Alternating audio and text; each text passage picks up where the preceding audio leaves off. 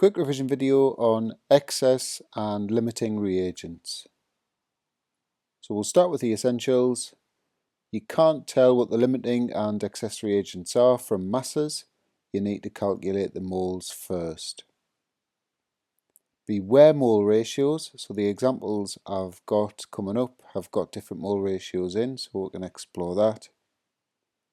The limiting reagent limits the maximum or theoretical amount of product it can form.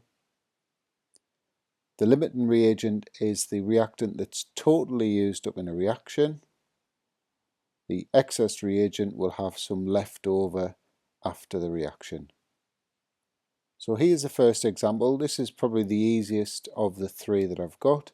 So if you wanted to have a go at that now, pause the video and then play on when you're ready for the answer. So like I said on the essentials slide, the first thing you've got to do is calculate how many moles you've got to start with. You can't tell which is limiting and which is excess from the masses. So it's just mass over MR. So the initial moles of methanoic acid is that many, and the initial moles of the alcohol, propan-1-ol, is that many. So now we've done that, if we look at this one here, so the methanoic acid, you can see we've got 0.0652 moles of that. Well, obviously from the mole ratio, you're going to need that many moles of propan-1-ol to react. So basically, there's not enough moles of propan-1-ol, so the methanoic acid won't all react. It's therefore in excess. So we've established the excess reactant is that one, so that's obviously the limiting one. So once you've done that, you can work out how many moles of each will actually react. So moles that react, well, all of them will react because there's enough of the other one, but only that many moles of the 0.0652 will react. So there's going to be some left of this. So now we've done that, we can go into the calculation.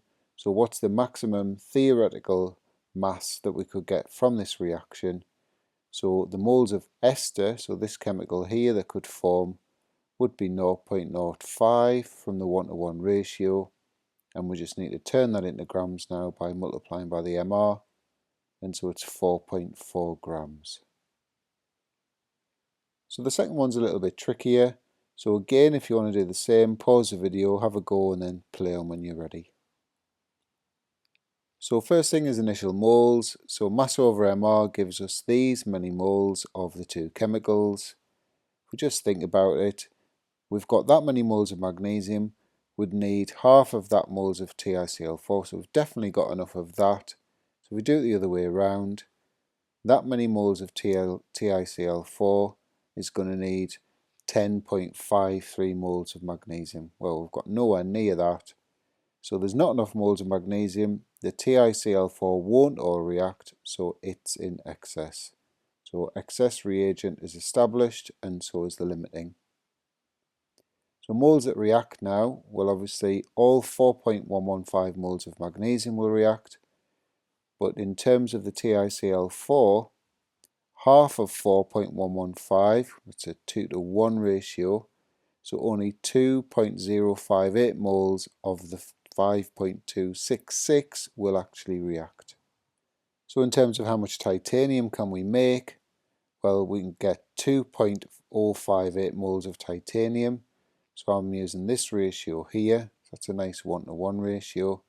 You could have done it on the 2-to-1, so 4.115, half that, you're still going to get that number there. So that many moles of titanium can form, and let's just turn that into grams now by multiplying by the MR of titanium. So the answer was 98.6 grams. Final one, so pause and then play on when you're ready.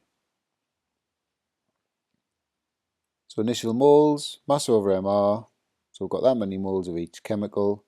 So if we think about this one first, we're going to need 3 times this number moles of hydrogen. Well, we've definitely got that. What about the other way? So those 250 moles of hydrogen are going to need 1/3 of that in terms of nitrogen moles to react. Well, we haven't got that. So there's not enough moles of nitrogen, so the hydrogen won't all react. It's therefore the excess reagent. So nitrogen's limiting, So the moles that will react, all 35.7 of the nitrogen, but only 3 times that of the 250. So it'll be 107.1 moles react. So that's 3 times 35.7. So now we've established that. 71.4 moles of ammonia can form. So if 35.7 moles of that react, twice as many moles of ammonia will form. I could have done it on this number here. It's a little bit trickier, but you're still going to get the same answer. So if 107.1 moles of hydrogen react, then 2/3 of that of ammonia will form, which is still that number there. So now we've done that. Mass equals moles times MR. So we get 1214 grams.